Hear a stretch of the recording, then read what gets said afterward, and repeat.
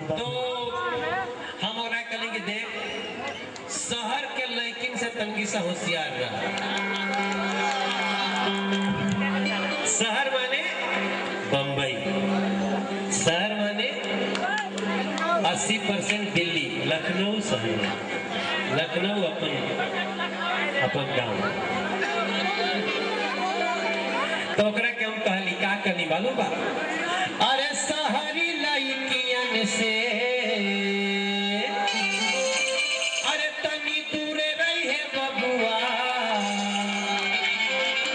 गौवा जवार के तू हवे मुँह लगुआ। अगर हमार बात नहीं मन ला तो सामने में गाने लगे फगुआ रे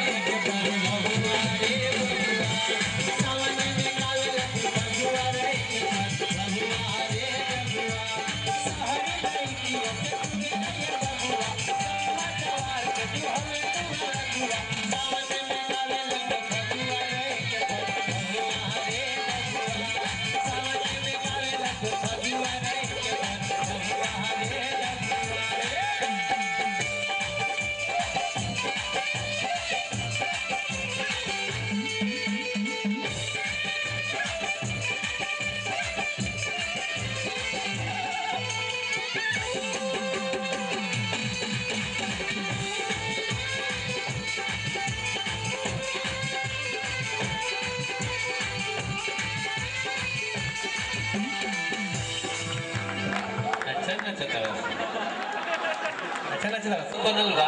हर गाना में समाज की वो आईना बाटे। हो सकेला कोई कहे अरे यार ये तो गाना बड़ा अजीब, कोई अजीब लोग भी तो बात समाज में, अजीब लोगों खातिर भी तो गाना बनना चाहिए। अब देखिए एक लड़की अपने जीजा जी को चाहती है कि जीजा जी जरा जब छुट्टी से आए तो सीधे ससुराल चले आए, जीजा जी के तनी खातिर बातिर करिए। ये रिश्ता है जो हमारे समाज में बनाया हुआ है कि जीजा जी के बड़ी कदर होला, तो साली भी कदर करती है, तो चिट्ठी लिखती है। अरे बहरे से बाहर जीजा जी आइहा ससुरारी, काहे की दीदिया एही जे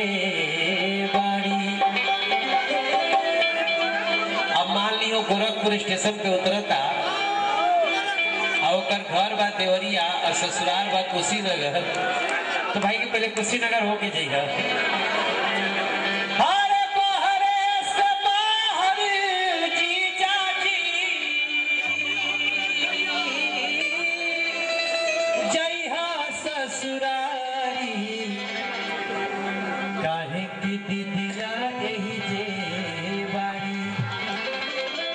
दीदी आजकल यही आई हुई है।